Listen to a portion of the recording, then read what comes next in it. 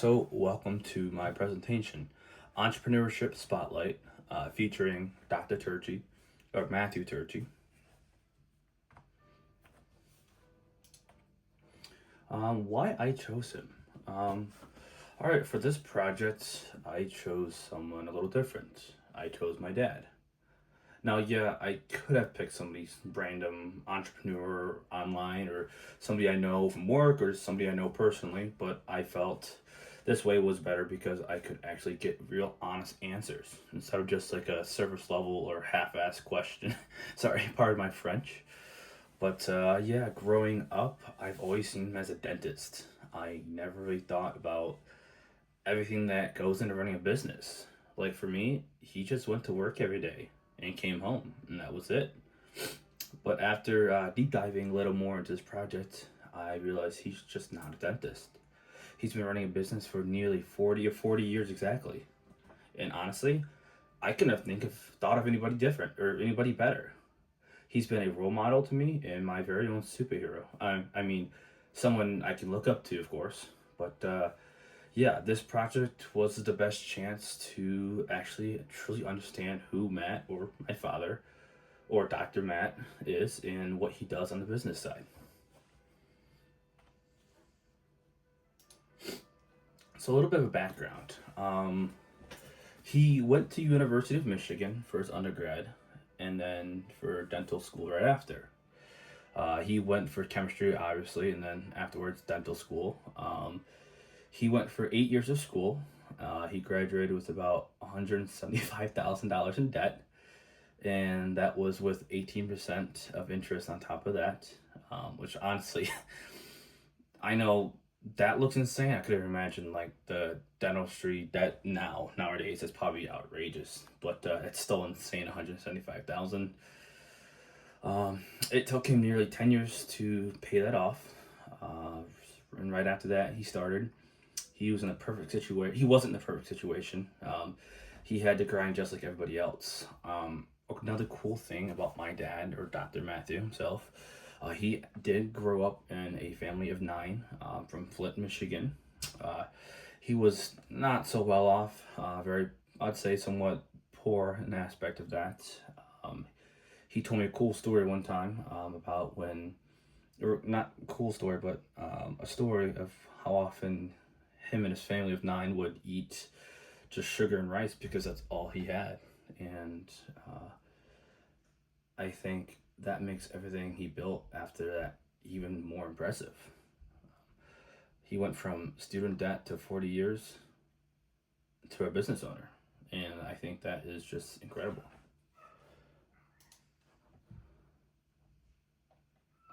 Let's see, start and growth.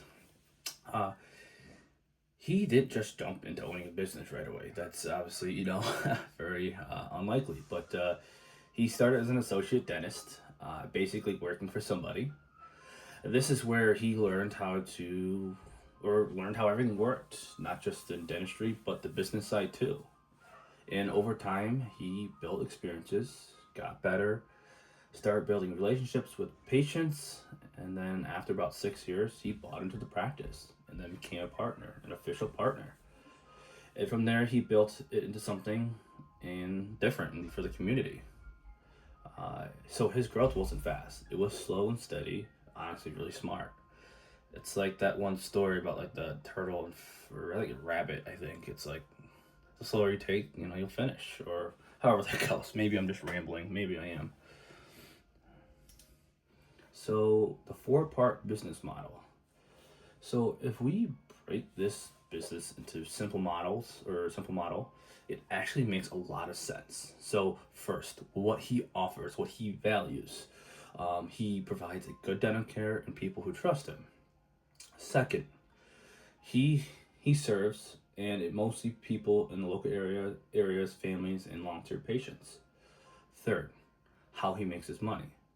Patients pay for visits, insurance. Insurance helps cover some of it, and the big thing is people keep coming back. And fourth, how it runs. He sees patients, manages his staff, schedules schedules everything, and keeps the whole place organized. So even though it sounds so simple, there's a lot of behind the scenes going on to make it work. Uh,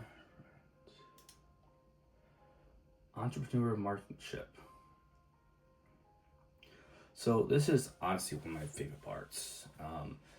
My dad doesn't use social media. He uses no ads and honestly doesn't even have a LinkedIn. You could look him up. I tried. I even asked him, asked my mom. He's like, nope, never used it, never needed it. Um, his entire marketing strategy was from word of mouth. He treated people the right way, and over time, people started telling their friends and family. That built his reputation in the community. So instead of paying for marketing, he built trust and turned that into growth. And I think that's actually more powerful than any ad you could ever run. Another cool thing is, I guess, what helped too was the partner he had already kind of established a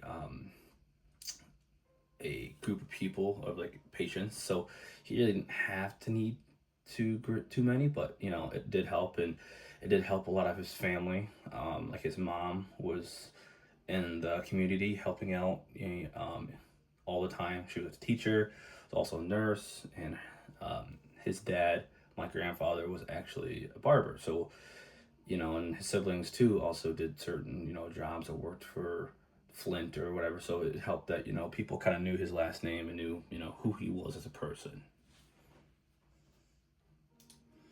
So um, day to day, he's doing way more than just being a dentist. He's managing employees, handling schedules, dealing with operations, and even doing payroll. And yeah, sometimes even cleaning the bathrooms or cutting the grass. I mean, that's if he's not asking me to come up to his office to do it. So he's basically a little bit of everything, you could say. He's a jack of all trades. And I think this is something people don't realize about entrepreneurs. You're not just doing one job, you're doing everything.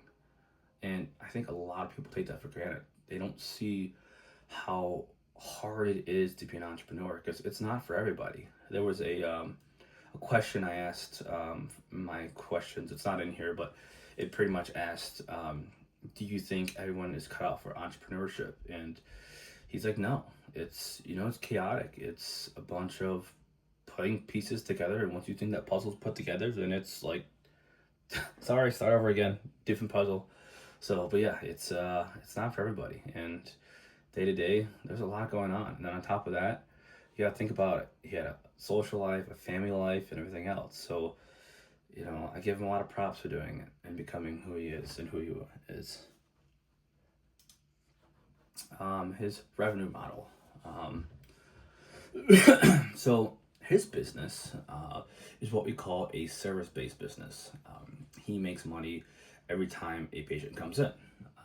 The main revenue comes from things like cleanings, fillings, other procedures. Like I know he gave my sister braces, a few of my other cousins braces, and then some of it was paid by insurance and some of it was out of pocket. The biggest thing is repeated customers because obviously that's who you make your money off of. People just didn't come once, they came back for years. And this creates a steady income over time. And the more you do, the better you do at the job, the more, people will come. And I don't have exact numbers, unfortunately, because he did sell the practice, and I don't think he'd preview me to that just because I don't. It's kind of not my business, but at the same time, it is since I'm doing a project. But that's about it. Another cool thing about this and my dad is my mom was technically the vice president, and she would always look over her numbers. I mean, she isn't a math major or anything, but she would get somewhat mad because we would look up the amount of patients and billings compared to what was actually paid. My dad actually was one of the few dentists in the area where he decided to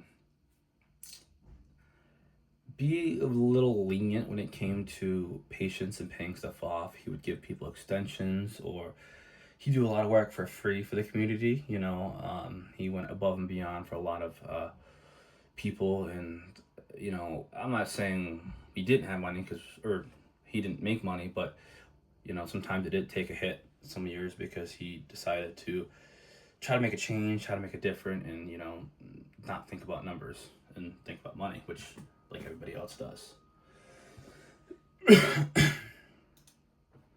So let's talk about his risk and failures. This is where things get real. Like I said before, he started with 175,000 debt with 18% interest on top of that. That alone is a huge risk. That on top of that, owning a business is never guaranteed. Things go under. COVID happens, the stock market crashes. All these things that you never know are going to happen, and you need to be ready to, you know, make things happen or change things or just be ready. Um, it took him 6 years just to become a partner and 10 years to pay off his debt. And there were also changes like relocating his office.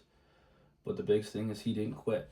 He stayed consistent, kept working, and over time it paid. It paid off. And now I think the biggest lesson is success didn't happen fast. It happened because he didn't give up. And when we relocated office, that's after he just took the business over and decided, he didn't want to be where he wanted to be, not because of location. I mean, obviously that had a pay to play. And we relocated, bought a new business, remodeled it, got new equipment, so that took another hit on us or him, and so that's not easy.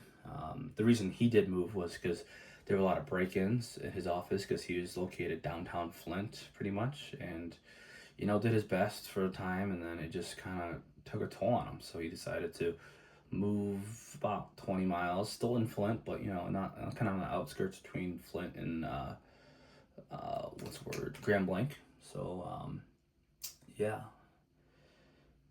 let's see. His financial turnings. Um, he pretty much found that when he paid off all his student loans. He paid off his mortgage, and he was full financially controlled the business, because once that business he sold, or from Dr. Anthony, that was his partner named Dr. Anthony, once he got that, he could do whatever he wanted to. He could hire who he wanted to. If he wanted to change prices or change, toothpaste or whatever he wanted to change, he could do it because it was his. He finally, did all the hard work paid off, and now he's doing whatever. I'll come home and he's gone. He's in Grand Blanc, or not Grand Blanc, Grand Rapids, or he's in Ohio. He's somewhere where he wants to be because he put his work in. His 40 years of hard labor, and now he can enjoy himself. If he wants to buy a greenhouse like he did, and he bought a greenhouse and it's installing. He wants a new truck, he can get a new truck because he did all this. And I did ask him during the interview of a few of the questions, or 10 to 15 questions, and I thought these three were, I think, my favorite as far as what they meant and how they meant to me. Let's start with number three. Number three, what is the number one lesson you have learned from the business that you can give to someone? He said, enjoy what you do and people will notice one day. That's something that, again, I don't think I tell him enough of, what I've learned is something that, I've taken from him, because I'm not very, I don't know, like that sometimes. That's what I do on a daily basis at the golf course. I don't need to, put my name out there. People see what I do as a person. People see what my dad does as a person, and that just shows. People love him because of what he does. Number two, among yourself and the most highly successful people that you studied, what is the one trait that all have in common? He said, income is 3D. Put patients first, staff second. Because obviously you are not a business, you're not an entrepreneur without patients, buyers, people who want to invest in you. And then for you to do that and have a business, you need to have staff. You need to treat them like family.